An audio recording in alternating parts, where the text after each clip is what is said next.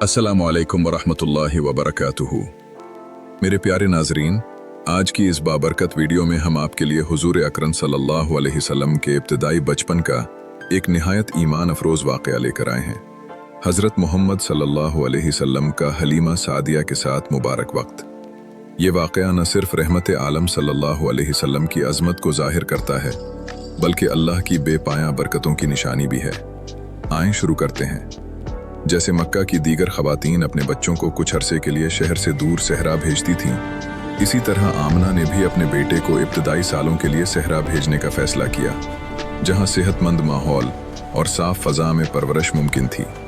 सहरा की ख़वातीन मक्का आती थीं, नए पैदा होने वाले बच्चों को लेकर जाती थीं और फिर उन्हें मजबूत बच्चों में बदलने तक अपने पास रखती थीं। वालिदैन इसके बदले में उन्हें अच्छी अदायगी करते थे। इस वक्त जब आमना का बेटा पैदा हुआ, उन ख़वातीन में से एक बद्दू औरत भी मक्का आई, जिसका नाम हलीमा सादिया था। वो अपने शौहर और अपने बच्चे के साथ आई थीं। वो हमेशा बहुत गरीब रही थीं, लेकिन इस साल कहत की वजह से उनकी हालत पहले से भी ज़्यादा ख़राब थी। हलीमा का गधा, जो सफ़र के दौरान उनकी मदद करता था, इतना कमज़ोर हो गया था कि अक्सर लड़खड़ाता था। हलीमा का अपना बेटा भी मुसलसल रो रहा था, क्योंकि वो उसे मुनासिब तौर पर दूध नहीं पिला सकती थी। यहाँ तक कि उनकी ऊँटनी भी एक कतरा दूध नहीं दे रही थी। हलीमा सोचती रहीं, मैं किस तरह एक और बच्चे को खिला सकती हूँ जब मेरे पास अपने बेटे के लिए भी काफ़ी दूध नहीं। आखिरकार वो मक्का पहुँचे। उनकी कबीले की बाकी ख़वातीन जिनके लिए वो आई थीं, सब ने अपने बच्चों के लिए एक बच्चा मुंतखब कर लिया, लेकिन हलीमा के लिए सिर्फ एक बच्चा बचा था। वो बच्चा था मोहम्मद सल्लल्लाहु अलैहि वसल्लम। आमतौर पर वालिदैन दूध पिलाने वाली को अदायगी करते थे, लेकिन मोहम्मद सल्लल्लाहु अलैहि वसल्लम के वालिद पहले ही दुनिया से रुखसत हो चुके थे। चुनाचे कोई भी उन्हें लेने को तैयार नहीं था, हालांकि वो कुरैश के मुअज़्ज़ज़ घराने से ताल्लुक़ रखते थे।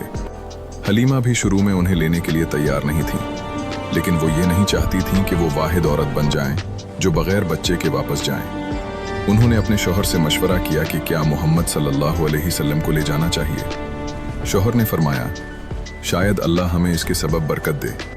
जैसे ही हलीमा ने मोहम्मद सल्लल्लाहु अलैहि वसल्लम को दूध पिलाना शुरू किया, उनका दूध अचानक बढ़ गया और उन्हें अपने बच्चे के साथ मोहम्मद सल्लल्लाहु अलैहि वसल्लम के लिए भी काफ़ी दूध मिल गया। जब वो अपने गांव वापस पहुंचे, सब कुछ बदलने लगा।